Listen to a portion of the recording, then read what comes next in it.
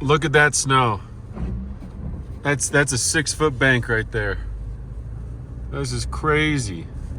It will not stop snowing in Park City. I mean, look at this. These walls are as high as a Suburban.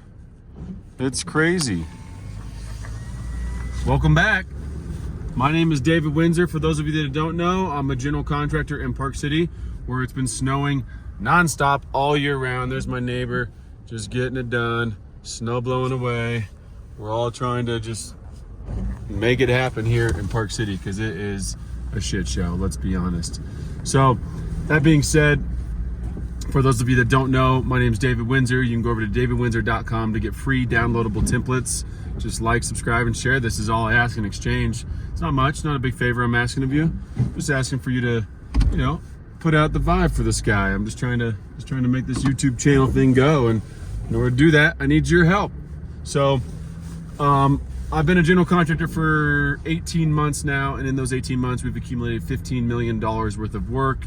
And my goal with this channel is just to kind of document the things that we're doing and share the tips and tricks that I learned working for a $1 billion commercial construction company, and how we operate our jobs, things that I've learned along the way, and some things I believe in about mindset, being a good person, and all the above. So that being said, today I just want to talk about living within your means, living cheaply. Construction is, for whatever reason, an industry where when people start making money, they start buying shit. They get new trucks, they get new boats, they get new, sorry, crossing this intersection, give me a second. They just acquire new toys.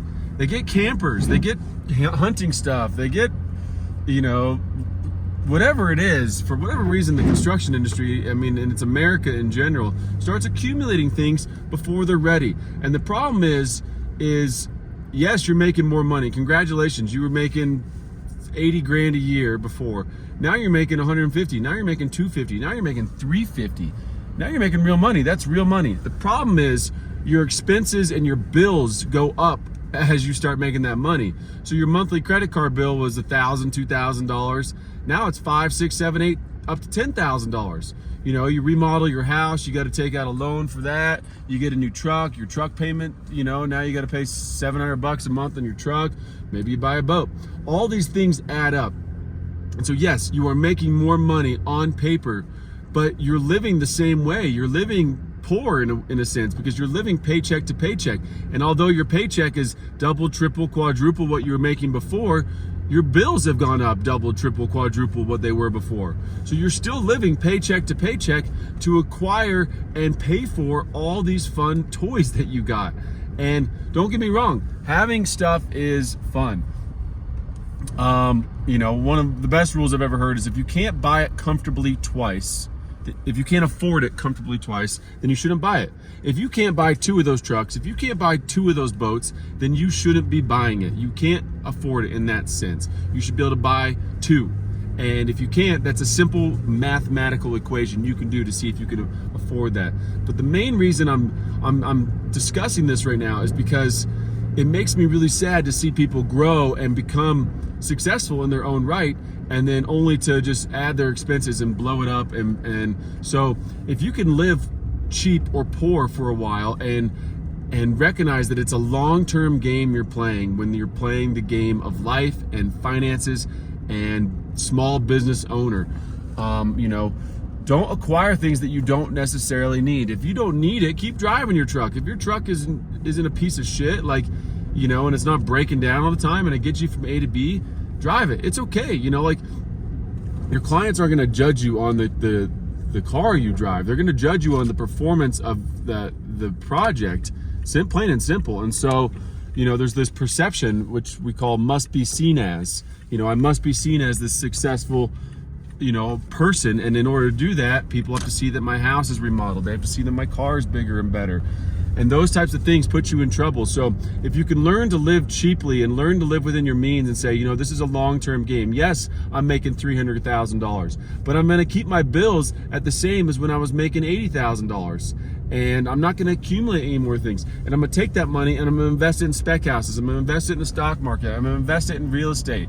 I'm going to invest it back into my business and buy a dump trailer for my business that I can then outsource to clients and charge for that time and that dumping. There's things you can do to grow your, not outsource to your clients, excuse me, like put that cost onto your clients. But there's things you can do to grow your company by putting it back in. There's things you can do to grow your wealth. And if you play the long-term game, that's the compound effect. That's how you get really rich. That's how you make real money. And in order to do that, you got to live within your means. You got to live cheap. You got to stay smart. And you got to not just keep up with the Joneses. I mean, yeah, Christ's sake, it's America.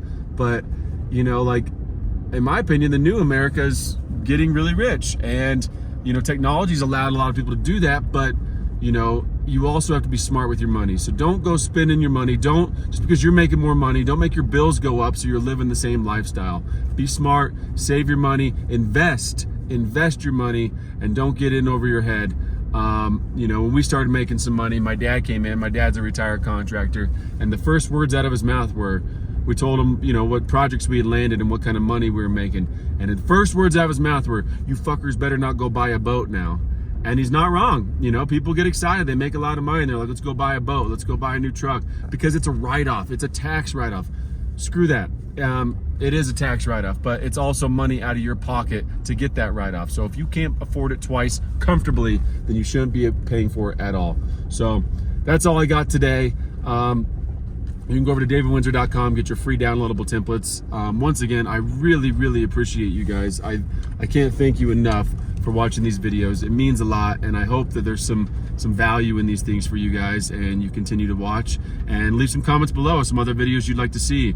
I'm happy to make a video and share some knowledge that I may have on a topic that you might have a question about. So once again, I appreciate you. Thank you so much, and I'll see you soon. Bye.